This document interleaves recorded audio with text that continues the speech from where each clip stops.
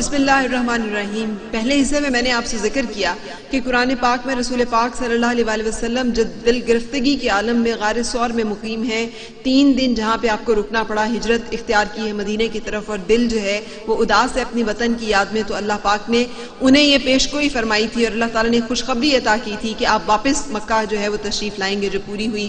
کفار بدر جب پیش قدمی کر رہے ہیں مسلمانوں کو ختم کرنے کی نیت سے، اور ادھر سے صرف 313 جانثار ہیں اور ادھر سے 1000 کا لشکر، تو اللہ تعالیٰ کی طرف سے یہ پیش گوئی اترتی ہے کہ وہ شکست کھائیں گے، اور وہ شکست سے ہمکنار ہوئے۔ اس کے بعد ہم نے دیکھا کہ قرآن پاک نے یہ پیش گوئی کی کہ وہ تمام لوگ جو کہ خون کے درپے ہیں، وہ تمام لوگ جو کہ مسلمانوں کو اور اسلام کو ختم کرنے کے درپے ہیں، ان کے ساتھ صلح ہو جائے گی، اور پھر صلح حدیبیہ بھی ہم نے دیکھی، اور اس کے بعد ہم نے میثاق مدینہ بھی دیکھا۔ پھر ایک اور بہت بڑی پیش گوئی جو ہے وہ سورۃ الروم میں، جہاں پر رومیوں کی فتح کی پیشگوئی کی گئی، جو اس وقت بعید از قیاس لگتا تھا، اور پھر دیکھا ہم نے کہ 8 سال کے مختصر عرصے میں واقعی رومیوں نے دوبارہ فارس پہ غالب آ کے قرآن پاک کی اس پیشگوئی کو ایک دفعہ پھر حق ثابت کر دیا۔ ایک اور پیشگوئی کی گئی مسلمانوں کو ایک ایسی جنگجو قوم کو فتح کرنے کی، جس کے بارے میں ارشاد ہوا کہ اے نبی، جہاز سے پیچھے رہ جانے والے دیہاتیوں سے کہہ دے کہ تم عنقریب ہی ایک سخت لڑنے والی قوم کی طرف بلائے جاؤ گے، تم ان سے لڑو گے اور وہ مسلمان ہو جائیں گے، سو اگر تم حکم مانو گے تو اللہ تمہیں اچھا عوض دے گا، اور اگر تم نے اسی طرح پیٹ پھیری جس طرح کہ تم پہلے پھیر چکے ہو تو وہ تمہیں دردناک عذاب دے گا۔ سو خوشخبری اور عذاب کا یہ سلسلہ، اور اس کے بعد پے در پہ مسلمانوں کے حصے میں فتوحات آتی ہیں، جس میں فتح خیبر بھی شامل ہے، اور اس کے بعد تبوک کے بعد ہونے والی وہ تمام بڑی فتوحات جس میں خلفائے کرام نے مہمات کی اور پوری دنیا میں اسلام کا پیغام لے کر مسلمان پھیل گئے۔ ایک ایسی جو پیشگوئی ہے وہ مسلمانوں کے عروج کی پیشگوئی بھی ہے، وہ غریب الوطن مسلمان، وہ مفلس اور نادار مسلمان، جن کو اس وقت اپنی ایک دن گزارنا جو ہے مشکل معلوم ہوتا تھا، ان کے لیے ان کے رب نے پیشگوئی یہ فرمائی تھی کہ مسلمانوں، جو تم میں سے ایمان لائے اور انہوں نے نیک کام کیے، اللہ نے ان سے وعدہ کیا ہے کہ ضرور انہیں ملک میں اپنا جانشین کرے گا، جیسا ان لوگوں کو جانشین کیا تھا جو ان سے پہلے ہو گزرے ہیں، اور ضرور ان کے لیے دین کو جسے اس نے ان کے لیے پسند کیا ہے جمع کر رہے گا۔ ان کے خوف کھانے کے بعد ان کے خوف کو ضرور امن سے بدل دے گا۔ وہ میری عبادت کریں گے، کسی چیز کو میرے ساتھ شریک نہیں کریں گے، اور جس نے اس نعمت کے بعد بھی ناشکری کی تو وہی لوگ بدکار ہیں۔ سورۃ النور میں اللہ تعالیٰ کی یہ پیشگوئی جو ہے ہم نے دیکھا کہ پھر فتح مکہ کے بعد اور مسلمانوں کے غلبے کے بعد ہمیں پوری ہوتی دکھائی دی، اور انشاءاللہ اس کا ایک حصہ وہ ہے جو کہ ابھی پورا ہونا باقی ہے، جہاں قرآن پاک نے ہمیں حضرت عیسیٰ علیہ السلام کے واپس آنے کی اور اس کے بعد اس جنگ کی پیشگوئی کی ہوئی ہے، جس کے نتیجے میں اہل ایمان اور اسلام جو ہے وہ پوری دنیا پہ انشاءاللہ غالب آ کے رہے گا۔ اس غلبہ اسلام کی پیشگوئی جو ہے یہ سورۃ الفتح میں ہمیں ملتی ہے، اور اللہ وہ ہے جس نے اپنا رسول ہدایت اور دین حق کے ساتھ بھیجا تاکہ سب دینوں پر غالب کرے، اور اللہ کافی گواہ ہے۔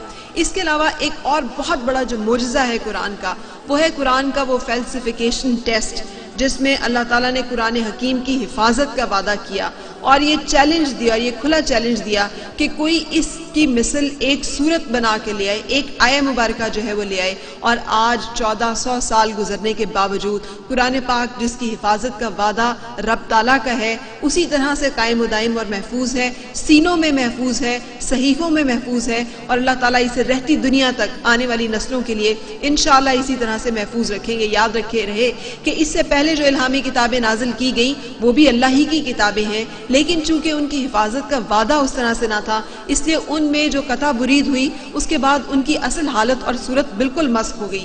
ہم سب نے یہ دیکھا کہ بخت نصر نے جب تاراج کیا ہے یہودیوں، تو اس کے بعد کوئی ایک شخص ان میں ایسا نہیں تھا جس کے پاس توریت کے احکامات ہوں، اور حضرت عزیر جب واپس آتے ہیں تو واحد حضرت عزیر علیہ السلام تھے جنہیں توریت حرف بحرف یاد تھی، سینے میں محفوظ تھی، اور پھر اس یادداشت کی بنا پہ توریت جو ہے وہ دوبارہ لکھی جاتی ہے۔ سو اس طرح سے بہت ساری ایسی الہامی کتابیں ہیں جو اللہ تعالیٰ کے حکم سے نازل ہوئیں، لیکن وقت کی نظر ہو گئیں۔ قرآن پاک 1400 سال سے ہمارے لیے شمع ہدایت ہے، اور انشاءاللہ اللہ تعالیٰ اپنے اس معجزے کو رہتی دنیا تک ہمارے لیے اسی طرح قائم و دائم رکھے گا۔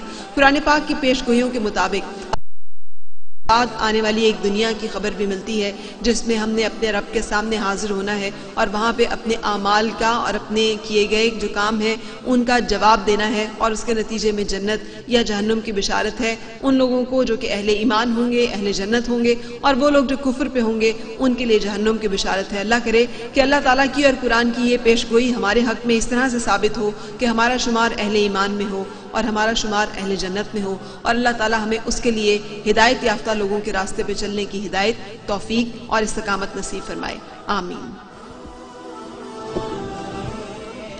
آشیانے کی کیا بات ہے، کرم کے آشیانے کی کیا بات ہے، آپ کے آستانے کی کیا بات ہے، آپ کے آستانے کی کیا بات ہے۔ کتنے نانے بھی ہیں اور نوازے بھی ہیں،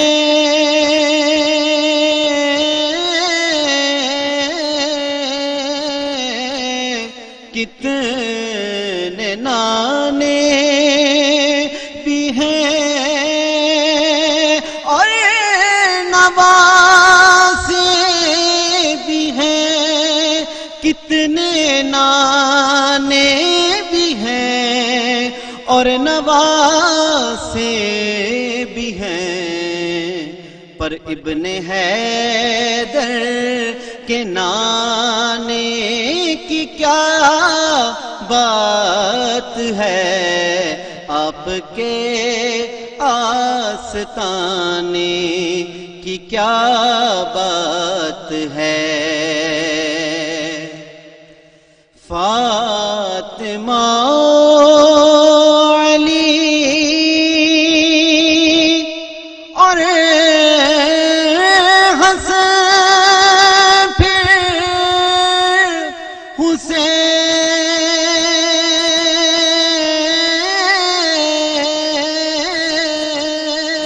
حسین، فاطمہ علی اور حسن پھر حسین، فاطمہ علی اور حسن پھر حسین، پنجتن کے گھرانے کی کیا بات ہے، پنجتن کے گھرانے کی کیا بات ہے، آپ کے آستانے کی کیا بات ہے۔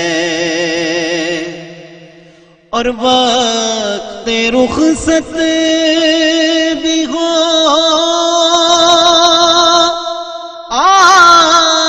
آقا ہو سامنے،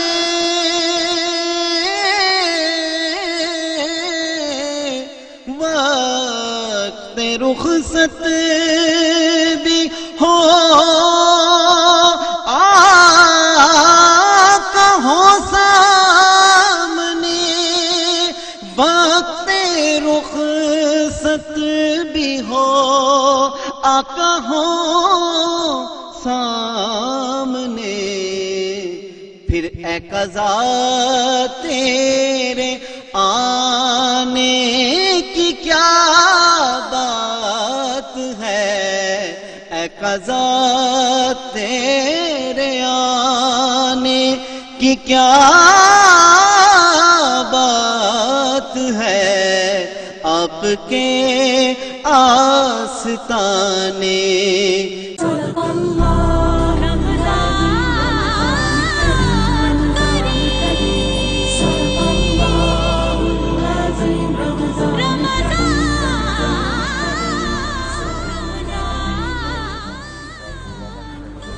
خوش آمدید اے پلس کی خصوصی رمضان ٹرانسمیشن میں، جہاں پر 25ویں روزے کے مناسبت سے آج ہم گفتگو کریں گے 25ویں پارے میں موجود جو مضامین ہیں، جس میں سے ایک واقعہ میں نے آپ کو سنایا ہے جو اہل طبا، اور قرآن پاک نے بھی اس کو ایسے ذکر کیا ہے کہ یہ جو جیسے میں نے آپ کو کہا کہ اہل مکہ جو کہتے ہیں، کیا ان کو لگتا ہے کہ اہل طبا سے زیادہ جو ہیں وہ طاقتور ہیں، اور یہ آیت مبارکہ ہے 37، اور کیا ان کو لگتا ہے کہ طبا کی قوم اور جو ان سے پہلے تھے ہم نے ان سب کو ہلاک کر دیا، یقیناً وہ گناہ گار تھے.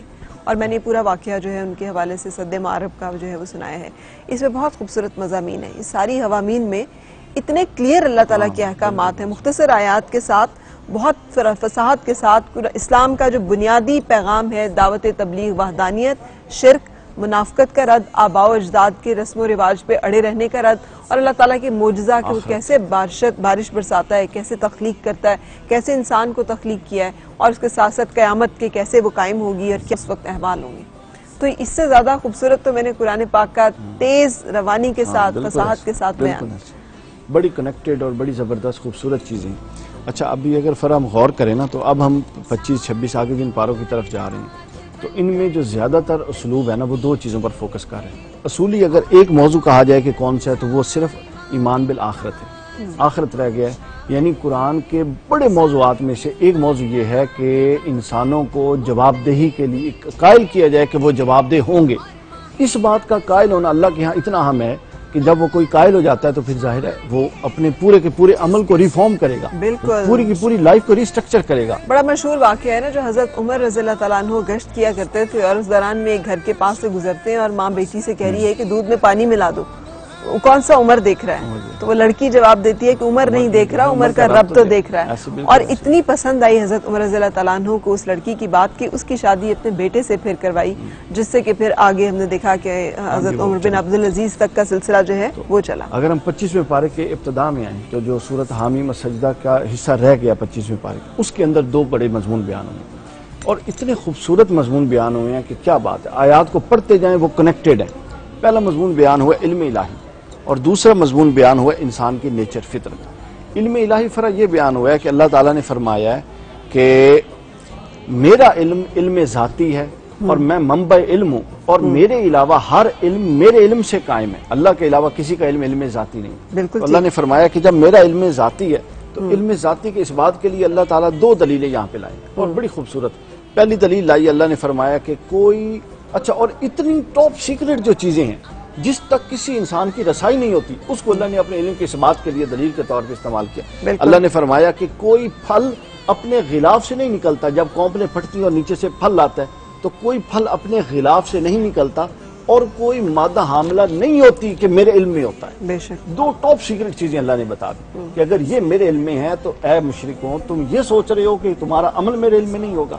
یہاں سے فوراً موضوع بدلا اور بتایا کہ جن کو تم میرے علاوہ میرے برابر سمجھ کے پکارتے ہو، قیامت کے دن میں اس شان علمیت کے ساتھ جب ان کو پکاروں گا تو ان کی اللہ فرماتے جرت نہیں ہوگی میرے سامنے کھڑے ہوں، اور وہ کہے گا کہ باری تعالیٰ ہم نے تو وسوسہ ڈالا تھا، یہ تیرے مجرم کھڑے ہیں، ان کو پکڑ لے. بالکل یہ ہے پہلا حصہ جو اس کے اندر ہے. وہ بھاگنے کی کوشش کریں گے مگر بھاگ نہ پائیں گے. دوسرا حصہ جو ہے یہ ہمارے آج کے معاشرے اور ہماری فطرت سے بہت زیادہ مناسبت رکھتا ہے. وہ ہے انسان کی فطرت جو 25ویں پارے کے آخری حصے، اس کی سورت حامیم سجدہ کے آخری حصے میں زیر بحث ہے. بڑے کھل کے باتیں. اللہ نے کہا کہ جب انسان کو تھوڑی تکلیف ہوتی ہے تو یہ شکوے شروع کر دیتا ہے. جب اس کو میں کوئی انعام دیتا ہوں تو یہ کہتا ہے یہ کس نے دیا، یہ تو میرا حق ہے، میرے علم سے، میری محنت سے، میری محنت ہے، یہ تو مجھے بنتا تھا. اور جب میں نعمت دیتا ہوں تو وہ اپنے کھاتے میں ڈالتا ہے، اور جب میں کوئی مصیبت دیتا ہوں تو اللہ نے دکھ کا اظہار کیا. اللہ نے فرمایا یہ مجھ سے اپنی امید توڑ لیتا ہے، میری طرف رجوع نہیں کرتا. اور جب پھر دوبارہ فرمایا میں مصیبت دیتا ہوں تو لمبی لمبی دعائیں کرتا ہے، دعاؤں عریض، لمبی چوڑی دعائیں کرتا ہے. اور جب نعمت دیتا ہوں تو پھر میری بارگاہ میں آنے سے کتراتا ہے، بجانب ایک پہلو بدل کے میری طرف سے گزر جاتا ہے. اور یہ ہم سب کا وطیرہ ہے، ہم سب کا وطیرہ ہے. یعنی یہ رویہ وہ ہے جس کو اللہ پسند نہیں فرما. اللہ چاہتا ہے کہ اگر مصیبت آئے تو پھر بھی میرا بندہ میری بارگاہ میں رہے، اگر خوشی آئے، نعمت آئے، پھر بھی وہ میری بارگاہ میں رہے. اور پھر مثالیں ہم نے کتنی بیان کی آپ نے دیکھیں. حضرت سلیمان علیہ السلام، حضرت داؤد، یعنی بادشاہت بھی ہو تو جھکا ہوا ہو. جو فتح مکہ کو مظاہرہ دیکھا کہ 10,000 کا لشکر جرار اور آپ کا دشمن زیر نگی ہے، مگر عجز کا یہ عالم ہے کہ آپ کی یہ جو ہے تھوڑی ہے یہ آپ کی اونٹ کی کوہان سے لگ رہی ہے اور آپ جھکے ہوئے ہیں اور آپ کہہ رہے ہیں کہ مولا تیرا شکر ہے. شکر اور ادب اور عجز. وہ ایک شعر بھی ہے نا، ظفر آدمی اس کو نہ جانیے گا ہو کیسا ہی صاحب فہم و ذکا، جسے عیش میں یاد خدا نہ رہی، جسے تیش میں خوف خدا نہ رہا. تو یہی قرآن پاک کا بیان ہے جو ہمیں بتاتا ہے کہ ہر حال کرنے والا بنے. نیکی ہوں تو وہ بھی اللہ کی طرف سے اور اگر مصیبتیں ہوں تو وہ بھی اللہ کی طرف سے صبر کرے. نعمتوں میں کترانے والا رب سے نہ بنے اور دعا صرف مصیبت کے وقت یہ بھی کہے بلکہ اللہ ہر وقت چاہتا ہے کہ اس کا بندہ اس کے ساتھ جڑا رہے. یہ وہ دو مضمون تھے جو حامیم السجدہ کے ابتدائی حصے میں جو 25ویں پارے میں آئے بیان ہوئے. بالکل صحیح. اور ایک جو میں نے بیان بھی کیا ہے سب لوگوں کے ساتھ، اور ہم نے یہ جو کھولا ہوتا ہے میسیجز نہیں دیکھ رہے ہوتے، چونکہ قرآن پاک ہر وقت کیری کرنا آسان نہیں ہوتا، تو ہم نے قرآن پاک جو ہے وہ اپنا آرام سے کھولا ہوتا ہے کہ ہم اس کو ساتھ ساتھ دیکھ کے روایت. جو میں نے کہا آج تک ہمارے ہاں تو یہ رسم ہے، بنی کر دی جاتی ہے، رسم ہے، ہمارے قبیلوں میں رسم ہے، ہمارے بزرگوں سے یہ رسمیں چلی ہے. کبھی رسومات، رواج، وہ تمام طور طریقے عبادات سے لے کر رسومات تک، معاشرت تک کے جو ہم نے اپنائے ہوئے ہیں، اور اللہ تعالیٰ ان کو کتنی بری طرح سے رد کرتا ہے کہ جب انہیں پکارا جاتا ہے تو کہتے ہیں یہ ہمارے آباء و اجداد کے طریقے تو یہ نہیں تھے. اور پھر حضرت ابراہیم علیہ السلام کا ذکر اس مناسبت سے، وہ جو دلیل آپ کہتے ہیں دلیل لاتے ہیں کہ انہوں نے بھی تو اپنے باپ کے سامنے کھڑے ہو کے کنفرنٹ کیا تھا اور کہا تھا اے میرے والد آپ یہ نہ کریں جو آپ کر رہے ہیں، میں آپ کو ہدایت کا راستہ بتاتا ہوں، شیطان کی پیروی نہ کریں. اور جب وہ نہیں ہوا تھا تو ان سے الگ ایک دوری اختیار کی تھی اور اللہ تعالیٰ نے انہیں اپنا خلیل اللہ بنایا. تو ہم آج تک اس معاملے کے اوپر نہیں آ سکے. ہمارے آج تک قبیلوں کے، علاقوں کے یہ بڑا ایک ایشو ہے، رسم و رواج. ہمارا جو اصل بیسک جو ریلیجیس پیراڈائم ہے، ہمارا مذہبی ذہنی ساخت ہے ہماری، وہ ہم میں پیدا ہوئے ہیں نا، اس طبقے نے ہماری اس کو بلٹ ان کر دیا، وہ بالکل بائی ڈیفالٹ فٹ ہے. یعنی وہ ایسا نہیں ہے کہ ہم نے قرآن کو پڑھ کے اس کو بنایا ہو. اب کیا ہے وہ جو ایک شعر فارسی کا کہ زمین جنبت نہ جنبت گل محمد، اب زمین ہلے تو ہلے، ہم جن عقائد پر پیدا ہوئے ہم نے نہیں ہلنا. جبکہ اللہ اور اللہ کا رسول یہ کہتا ہے کہ یہ کتاب ہدایت دے دی ہے، اس کو لو، اس کی ہر سطر جس رخ پر ڈالے اس رخ پہ مڑتے جاؤ، اور اس کی ہر سطر جو دروازہ بند کرے وہ خود پر بند کرتے جاؤ. اصل مومن ہونے کا یہ رخ ہے. یہ نہیں ہے کہ قرآن پڑھتے جائیں، عقائد آپ کے وہی موروثی ہیں. اگر آپ کا کوئی عقیدہ آپ کو باپ دادا سے منتقل ہوا ہے اور وہ قرآن سے ٹکراتا ہے تو ہم کیا کرتے ہیں؟ وہ اقبال نے کہا تھا نا کہ خود بدلتے نہیں قرآن کو بدل دیتے ہیں، ہوئے کس درجہ فقیہان حرم بے توفیق. ہم پھر کیا کرتے ہیں؟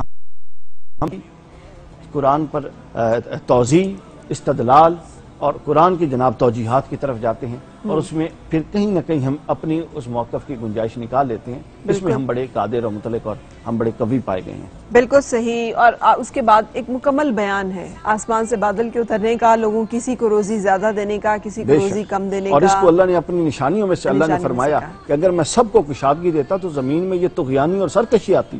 اور یعنی آپ یہ دیکھیں کہ کسی کو تنگ دے رہا ہے، تھوڑی دے رہا ہے، وہ بہتر جانتا ہے، وہ کہتا ہے میں اس کی صرف ضروریات کی دے رہا ہوں، یہ زیادہ سنبھالنے کے قابل ہی نہیں تھا. تو اللہ نے ایک ایک چیز اس طرح کھول کھول کے بیان کی ہے کہ روزی اللہ نے خود فرمایا نا نحن قسمنا بینہم معیشتہم، کہ میں ہوں جو تمہارے درمیان تمہارا معاش تقسیم کرتا ہوں. اب میں بہتر جانتا ہوں کہ کس کو کیا دینا. ہاں تم محنت کرو، تم کوشش کرو، لیکن تمہیں وہ ملے گا جو تمہاری دنیا و آخرت کے لیے. اس لیے تو اللہ نے کہا کہ میں نے کفار کو جن کا آخرت میں کوئی حصہ نہیں، جن کا آخرت میں کوئی حصہ نہیں، ان کو ہر شے کھلے داموں دے دی، چونکہ آگے کچھ نہیں ملنا. لیکن اہل ایمان کو تو آگے بہت کچھ ملنا ہے، تو اس لیے ان کو یہاں ان کی ضروریات کے مطابق دیا. بالکل صحیح. بریک کا وقت بھی ہے، سو بریک کے لیے رکنے کے بعد ہم دوبارہ کنٹینیو کریں گے.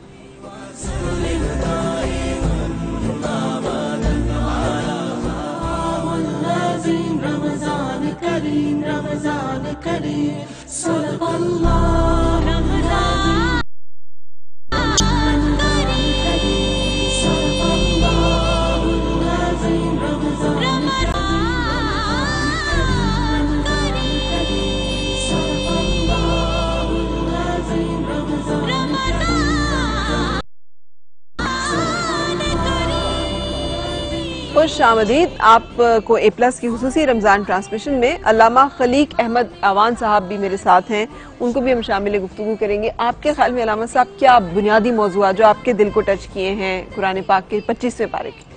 جی بسم اللہ الرحمن الرحیم. علامہ صاحب نے ایک خوبصورت بات کی طرف اشارہ کیا، بڑی جامع بات تھی. ایک جملے کے اندر قرآن پاک کے آخری پاروں کے مضامین کو انہوں نے بیان کرتے ہوئے کہا کہ یہ تقریباً تمام تر صورتیں جو ہیں یہ مکی صورتیں ہیں، اور قرآن پاک کے اندر دو قسم کی جو صورتیں ہیں مکی اور مدنی، ان دونوں کے کا اگر مطالعہ کیا جائے کہ تو دونوں کے مزاج میں بنیادی طور پہ فرق نظر آتا ہے۔ مدینہ میں آقا علیہ الصلوۃ والسلام کا سامنا جس قوم کے ساتھ ہے وہ اہل کتاب ہے، وہ یہودی ہیں جو بار بار آ کے مختلف واقعات پوچھتے ہیں، تاریخ کے واقعات پوچھتے ہیں، بنیادی عقائد ان کی اپنی جگہ پر پچھلی کتابوں سے ان ملتا ہے، احکام کا ذکر ملتا ہے، حدود اللہ کا ذکر ملتا ہے۔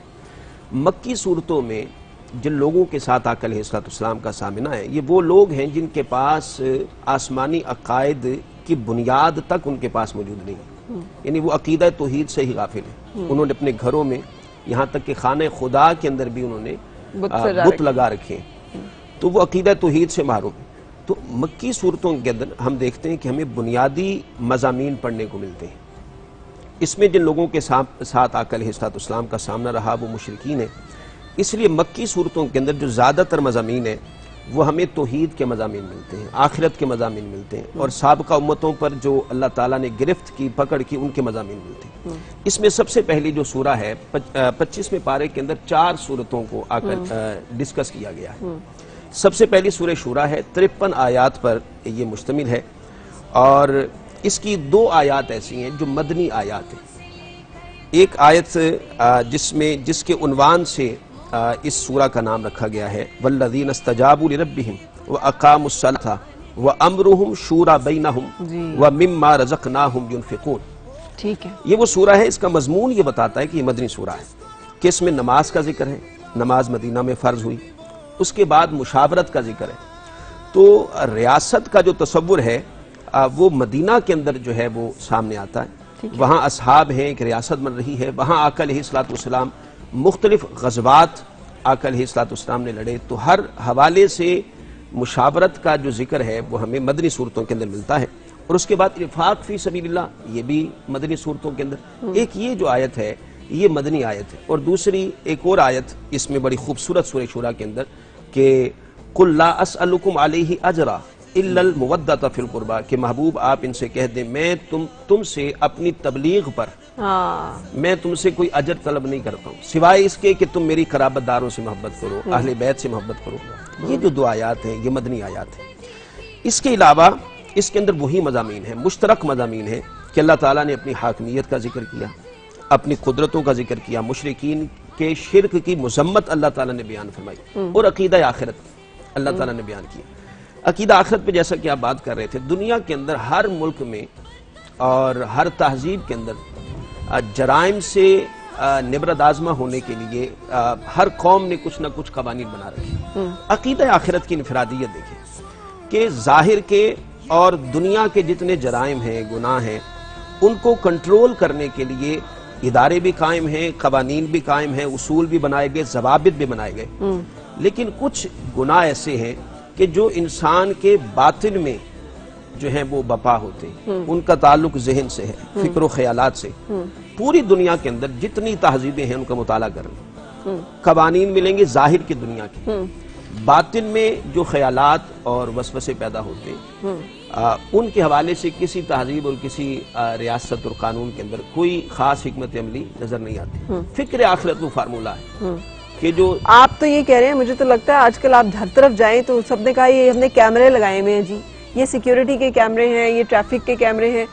یہ اللہ تعالیٰ نے اس وقت ہمیں سرویلنس کا ایک ایسا سسٹم دیا کہ آپ ہر وقت دیکھے جا رہے ہیں، ریکارڈ ہو رہے ہیں، آپ کے سامنے وہ پیش کر دیا جائے گا، آپ کے کاتبین جو ہیں وہ نامہ اعمال آپ کا لکھتے چلے جا رہے ہیں، آپ کے دائیں ہاتھ میں آئے گا یا بائیں ہاتھ میں آئے گا، یا پھر آپ وہاں پر آپ کے ہاتھ بولیں گے، آپ کی آنکھیں بولیں گے۔ تو یہ فکر آخرت لوازمات کے ساتھ آج دنیا اسی سسٹم کی پیروی کر رہی ہے نا، کہ آپ اگر گاڑی تیز چلائیں گے تو چالان آپ کے گھر پہنچ جائے گا، آپ اگر کوئی حرکت کریں گے تو سیکیورٹی کیمراز ہیں، یہ سیف سٹیز ہیں جی، یہ سارے وہ اللہ تعالیٰ نے سیف ورلڈ کا کانسیپٹ دیا۔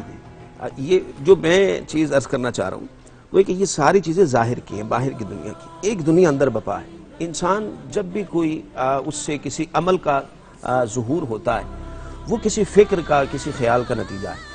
فکر اور خیال کو کنٹرول کرنے کے لیے پوری دنیا کے اندر اگر کوئی چیز ہے نا وہ مسلمانوں کے پاس فکر آخرت کی شکل بے شک اکاؤنٹیبلٹی کہ ہم اپنے خیالات کے اوپر بھی پہرا دے سکتے ہیں فکر آخرت کے ذریعے سے کہ انسان جب تنہا بھی ہوتا ہے کوئی پاس نہیں ہے اور فکر اور خیالات کی دنیا میں کھویا ہوا ہے تو وہاں بھی پہرا ہے فکر آخرت کا کہ انسان تو جو سوچتا ہے تیرے دل میں جو خیال آتا ہے تو جو گمان کرتا ہے فکر اور جتنے تیرے نظریات ہیں ان سے بھی رب آگاہ ہے واقعی بے شک. اچھا قاضی صاحب مطلب بنیادی تعلیمات دیکھیں تو بڑی آسان اور سمپل ہے. اللہ ایک ہے اور آپ نے جو کچھ آپ دنیا میں کمائی کریں گے جو وہ آپ کے اعمال ہیں اسی کے مطابق آپ کا فیصلہ ہوگا اور وہ ہے باقی رہنے والی دنیا جس میں آپ کو جنت ملے گی یا پھر آپ جہنمین میں شمار ہوں گے. اور اس کا طریقہ بتا دیا کہ جہنمین جو ہے ان کی کیا کیا ہے, کفر و سرکشی کیا ہے, ناشکری کیا ہے, اللہ تعالیٰ کی نعمتوں کیا اور معاشرت میں کیا کیا وہ ہے, فساد برپا کرنا, رشتوں کو توڑنا, لوگوں کو آزار پہنچانا, تکلیف پہنچانا, بدعہدی کرنا, امانت میں خیانت کرنا, جھوٹ بولنا. تو مشکل کہاں پہ پھر آپ کو لگتا ہے کہ آتی ہے؟ ہم لوگ جو ہے وہ کیوں اتنی آسانی سے شیطان کے وسوسے کا شکار ہوتے ہیں؟ آپ کا کیا خیال ہے یہ جو پچھلی امتیں جن کے ہم ہر روز 2-2 4-4 قصے سن رہے ہیں تو ان کو بھی تو یہ چیزیں واضح حالات تھیں جو ان کو بھی درپیش آئیں. وہ مشکلات یہ ہوتی ہیں کہ جب کوئی چیز ہمارے مفادات سے, ہماری اغراض و مقاصد سے اور ہماری خواہشات نفس سے ٹکرائے تو یہی قرآن کا اصل چیلنج ہے, یہی فطرت کا چیلنج ہے کہ ہم اس ٹکراؤ کے وقت کیسے ٹیکل کرتے ہیں, خود کو مینج کیسے کرتے ہیں اپنے آپ کو. کیا ہم قرآن کے احکام کو خود پر بالادست رکھتے ہیں یا اپنی خواہش کو قرآن پر بالادست کر دیتے ہیں؟ واہ واہ واہ واہ. اور وہ جو خواہشات نفسانی کی پیروی یہ اصل دیکھیے یہ ذکر ہے پچھلے پارے میں یہ بیان ہے کہ وہ ہم ہر ایک شخص کے ساتھ اس کا ایک شیطان جو ہے وہ لگا دیتے ہیں اور وہ شیطان جو ہے وہ جب قیامت کے دن اس کو دیکھے گا تو کہے گا کاش تجھ میں اور مجھ میں ہزاروں سال کی دوری ہوتی اور ایک وہ بھی ایک کاش میں نے فلاں کو دوست نہ بنایا ہوتا. بالکل. تو صبح سے شام تک یہ کوئی مشکل کام نہیں ہے. صبح سے شام تک آپ دیکھیے ہمیں 20 موقع ایسے ملتے ہیں کہ ہمیں اندر سے الارم بجتا ہے کہ یہ کام ٹھیک نہیں ہو رہا یا اس کام سے رک جانا چاہیے.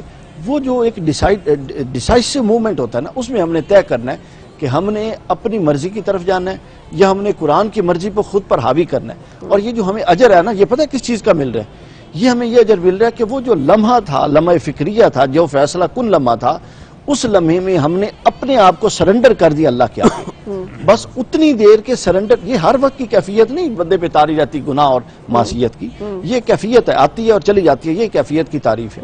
تو اتنی دیر جب یہ کیفیت آئی اور ہم نے سرنڈر کر دیا اللہ کے آگے خود کو, بس سرنڈر کرنے ہی کا ہمیں اللہ کی بارگاہ میں اجر ملے گا. اللہ کہے گا کہ جب اس پر وہ نفس طاری ہوا تھا تو اس نے اپنی, حضرت موسیٰ علیہ السلام کا دیکھیں بنی اسرائیل میں واقعہ ہے, امام غزالی نے لکھا ہے کہ ایک شخص تھا, اس کے پاس ایک عورت آئی, وہ کہتی ہے میرے پاس کھانے پینے کو نہیں. اس نے کہا میری خواہش نفس پوری کر تو تجھے پیسے دیتا ہوں. جب وہ اس کے قریب جانے لگا تو عورت کانپنے لگ گئی. اس نے کہا کیا بات ہوئی؟ اس نے کہا میں اپنے رب سے ڈر رہی ہوں. اس بندے نے کہا کہ یہ بھوکی پیاسی اس کے پاس ہے ہی کچھ نہیں, یہ اگر اپنے رب سے اتنی ڈر رہی ہے تو کیا ہی بہتر ہے کہ میں بھی رب سے ڈروں. وہ بھی اس نے ترک کیا, اس کو صدقہ کے طور پہ پیسے دیے, اسی رات فوت ہو گیا. صبح جب اٹھا تو اس کے دروازے پر لکھا ہوا تھا کہ یہ وہ ہے جس کی توبہ بھی مقبول ہے, یہ اللہ کے ہاں مقبول ترین بندہ ہے. کیوں؟ کیونکہ وہ جو لمحہ تھا نا ایک خاص وقت, اس وقت اس نے خود کو سرنڈر کر کے اللہ کے حکم کو غالب کر دیا. اچھا میں اگر آپ کی طرف ہوں, علامہ خلیق احمد صاحب سورۃ الزخرف اور اس میں حضرت موسیٰ کا واقعہ بیان ہوا ہے, سورۃ زخرف میں, اور اس میں جو بیان ہوا ہے وہ بڑا خوبصورت ہے. اور وہ یہ ہے کہ جب حضرت موسیٰ علیہ السلام فرعون کے دربار میں جاتے ہیں تو جو ہمارے یہاں بھی ہوتا ہے نا وہ ڈالے گئے, اگر یہ اتنا ہی وہ تھا تو پھر اس کے پاس مال و دولت ہونا چاہیے تھا نا, مال و دولت تو میرے پاس ہے. اور اس طرح سے اس نے اپنی قوم کو بہکایا. ہم بھی بعض اوقات ان بہکاؤں میں آتے ہیں, ہمیں لگتا ہے کہ یہ دنیا میں تو اس شخص کو سب کچھ ملا ہوا ہے, بھلے ہم کہیں حرام سے کما رہا ہے, بھلے ہم کہیں رشوت سے لے رہا ہے, بھلے ہم کہیں پتہ نہیں کہاں سے پیسے لے رہا ہے, لیکن اس کے پاس ہے تو صحیح. یہ جو ایک معاملہ ہے اس کے بارے میں جی, سورہ زخرف کا یہ بنیادی اس کے نام سے اس کے عنوان کا تعین ہو جاتا ہے. زخرف کا معنی ہی سونے اور چاندی کے ذخائر ہے. تو یہ صورت ہمیں اسی جانب جو ہے وہ توجہ دلا رہی ہے کہ دنیا کے اندر حق اور سچ کا معیار دولت نہیں ہے, عہدہ نہیں ہے, منصب نہیں ہے. حق اور سچ کا معیار دنیا کے اندر جو ہے وہ انسان کی عدالت ہے, اس کی صدق گوئی ہے, اس کی انصاف پسندی ہے. ہر دور کے اندر جتنے بھی انبیاء اللہ تعالیٰ نے زمین میں اتارے, آپ دیکھیں کہ ان انبیاء علیہ السلام میں اکثریت ایسے انبیاء کی ہے کہ جو مالی حوالے سے بظاہر اتنے زیادہ ذخائر کے مالک نہ تھے، لیکن ان کا سامنا جن لوگوں سے رہا وہ دنیاوی حوالے سے بڑے طاقتور تھے. تو اللہ تعالیٰ نے قرآن پاک میں مشرکین کے اسی معیار کو اللہ تعالیٰ نے سامنے رکھتے ہوئے بات کی کہ یہ لوگ جو دو طرح کا تقاضا کرتے ہیں، ایک یہ کہ اگر یہ سچے نبی ہیں تو ان کے پاس پھر دنیا کے خزانے کیوں نہیں. یہ ایک بڑے امیر کبیر خاندان کے ساتھ ان کا تعلق نہیں. اور دوسری بات جو اس میں ذکر کی گئی وہ یہ کہ ایک فرشتہ ہمارے سامنے بطور نبی کیوں نہیں آیا. ہاں جی، یہ بہت کوئی طاقت، یہ معجزہ کیوں نہیں دکھا دیتے، وہ کیوں نہیں دکھا دیتے. اس کے پیچھے بھی یہی بات جو ہے وہ شامل حال ہے کہ اگر یہ نبی بطور انسان ہے تو اس کے ساتھ دائیں بائیں فرشتے چلتے ہونے چاہیے تھے.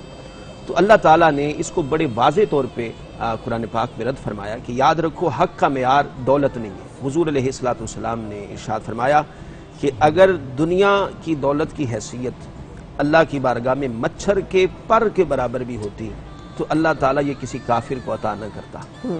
حضور علیہ السلام کی سیرت طیبہ کا، آقا علیہ السلام کی زندگی کا اگر مطالعہ کیا جائے تو آقا علیہ السلام خود یہ دعا کرتے ہوئے دکھائی دیتے ہیں کہ مولا مجھے دنیا میں اس طرح رکھنا کہ ایک دن میں پیٹ بھر کر کھانا کھاؤں تو دوسرے دن میں فاقہ سے رہوں. حضرت سیدنا فاروق اعظم رضی اللہ تعالیٰ عنہ ایک مرتبہ آقا علیہ السلام کی بارگاہ میں تشریف لائے. حضور علیہ السلام ایک چٹائی پہ آرام فرمائے. حضرت سیدنا فاروق اعظم رضی اللہ تعالیٰ عنہ نے حضور علیہ السلام کو جب دیکھا اس طرح بڑی سادگی کے ساتھ ایک چٹائی پر آپ اور جس میں مبارک پہ نشان پڑ گئے چٹائی کے دیکھے تو حضرت سیدنا فاروق اعظم رضی اللہ عنہ کی آنکھوں میں آنسو آ گئے. عرض کیا حضور دنیا کے بڑے بڑے بادشاہوں کو میں نے دیکھا ہے وہ دنیا دار ہیں، اللہ سے دور ہیں، لیکن ان کے پاس خزانے ہیں، منصب ہیں، ان کے پاس طاقت ہے دنیاوی حوالے سے اور بڑے مالی ذخائر کے مالک ہیں، لیکن آقا آپ کی یہ سادگی. تو آقا علیہ السلام نے فرمایا عمر غم کیوں کرتے ہو؟ ہم چاہتے تو یہ احد کا پہاڑ ہمارے ساتھ سونے کا بن کر چلتا، لیکن میں نے اللہ کے حضور دعا یہ کی ہے کہ مولا میں تیری بارگاہ میں تجھ سے آخرت کا سوال کرتا ہوں، حسن آخرت کا سوال کرتا ہوں. تو آقا علیہ السلام نے دنیا کے مقابلے میں آخرت کا انتخاب کر کے گویا کہ ہمیں پیغام یہ دیا ہے کہ ہمیشہ حق کے ساتھ کھڑے ہو جاؤ. دنیا کی دولت کو معیار نہ بناؤ، دنیا کے منصب کو معیار نہ بناؤ، ہمیشہ حق گوئی کو، سچائی کو، صداقت کو، امانت کو اپنا معیار رکھو. بالکل صحیح. بریک کے لیے رکنا ہے، سو بریک کے لیے رکنے کے بعد پھر آپ سے ملاقات.